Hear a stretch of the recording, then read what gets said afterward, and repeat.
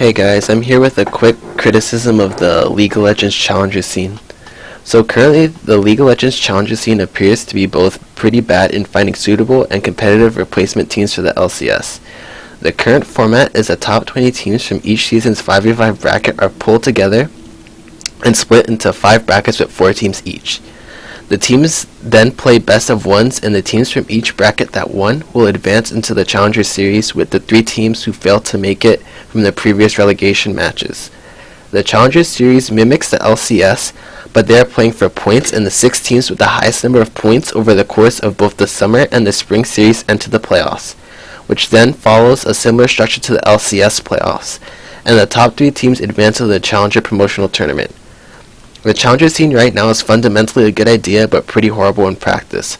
There's a problem when people who fail to qualify for the Challenger playoffs or the LCS will retire their professional careers, as there is no money in the Challenger scene aside from top finishes in the series.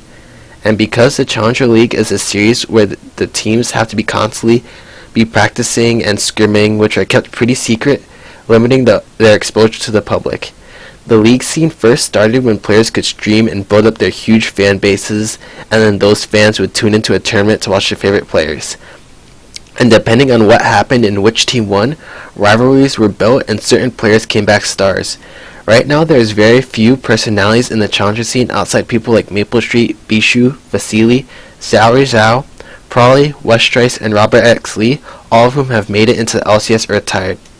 This problem can be fixed by changing the way the Challenger Series is conducted.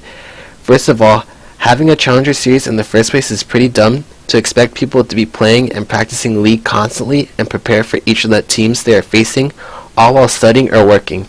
It would be much better if the Challenger Series was a tournament where the seeds are determined by the ranked 5s ladder, and with the first place team playing against an 8th place team, the second place playing against the 7th, and so on in best of 3 matches.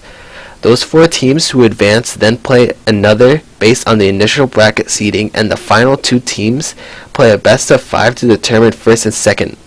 The other 2 teams can play a best of 3 or a 5 for 3rd place. What this will do is establish a tournament that places some importance on the ranked 5s ladder and requires teams to take it seriously for the best seeding, and only the top 8 teams can have a chance to compete. It also allows the qualified teams to take players from the teams who didn't make the top 8 or practice against a team they will not be playing against in the tournament, making scrim setup easier rather than being scared of scrimming certain teams because they will eventually have to face that team in like the Challenger Series. Also, the first, second, and third place teams are there through a series of best of 3s, eliminating a lot of the luck in best of 1s and creates far more exciting games with more impact. This also creates storylines and rivalries while giving players a chance to come back from a deficit. This is a small tournament and can be scheduled for a Monday through Wednesday kind of thing, as not to interfere with NA or EU LCS. And after that, the qualifying teams are off and free to stream, scrim, make roster changes, find name and monetary sponsors, look to set up a coaching staff, all in preparation for the LCS promotion tournament. Also, the teams would have best of 3 experience, and it would be similar to playing in the actual relegation matches. Also, since the teams are technically free, Riot can host tournaments like a Challenger Face-Off, where the top 3 teams from NA and EU Challenger League compete in a tournament, maybe even invite NOB teams, and now you have players who have the chance to receive the limelight on an international stage, players with established viewer bases providing a service for their fans to tune in and rally behind them. You have an international tournament for players to rally behind their favorite regions, as nationalistic pride gets people interested in things like the Olympics.